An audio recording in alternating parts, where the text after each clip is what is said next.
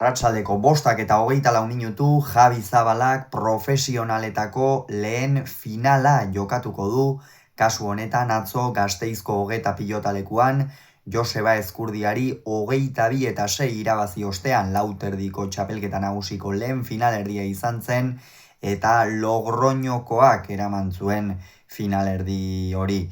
Gogoratuko dugu, batetik, Ezkurdiak aurrekoan Peio Etxeberriaren aurka galdu zuela Elizondon 22-10, Javi Zabalak berriz ez zuen partida jokatu Jokin Altunaren lesio baten ondorioz, eta biak gurutzatu dira finalerdi hauetan, eta Ezkurdia favorito balimazen ere, Zabala gainetik pasazitzaion atzo, eta ondorioz esan bezala lehen final handia jokatuko du. Nafarroako Lauterdikoa jokatu zuen, baina orain Lauterdiko txapelketa nagusia ere bertan finalean izango da. Egia esan hasieratik oso ongi ikusi genuen Zabala, kolpez bizi, txispaz, sakearekin asmatzen, eta batez ere Joseba Ezkurdia oso deseroso edukitzen kantxan.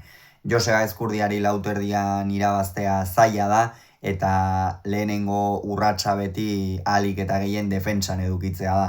Eta halaxe egin zuen Javi Zabalak, ahalik eta gehien defentsan eduki zuen Arbizuko aurrelaria, eta ondorioz hortxe.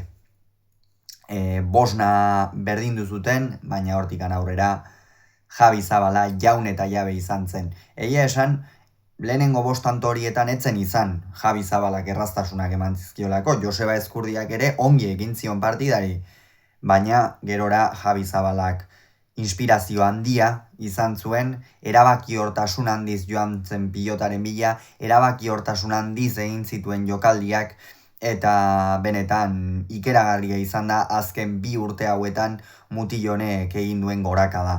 Gogoratuko dugu, joan den urtean, orain 2 urte, zenba sufritzen zuen partidekin, bai fisikoki, bai partidak isterako garaian ze komeriak izaten zituen. Eta aurten batean, Peñaren aurka jokatu zuen, San Fermin torneoko finala Lauterdian, eta orain Lauterdiko final nagusia jokatuko du. Beraz, hitzik ez Javi Zabalak egin duenaren inguruan, 12 eta 5 aurreratu da lehenengo etenaldi horretara, gerora berdin jarraitu du, ezker hormarekin egin du min handia, Gasteizko Hogeta pilotalekuan ezker horma eskerronekoa da, eta hori baliatuz hainbat tanto amaitu zituen, eta gerora 18-6, jada Ezkurdia erabat amilduta, erabat defentsan aritu beharrean, nekea ere ez, aurretik Zabalak behartutako guzti horrekin, eta azkenerako merezimendu osoz,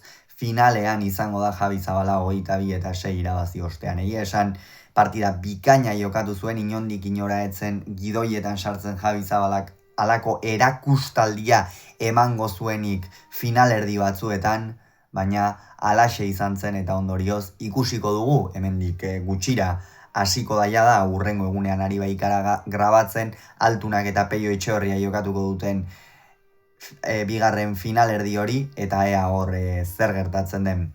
Beraz, gogoratu, Zabalak 22, Ezkurdiak 6, Javi Zabala hilaren 16an Bilbon jokatuko den Lauterdiko txapelketa nagusiko finalean izango da.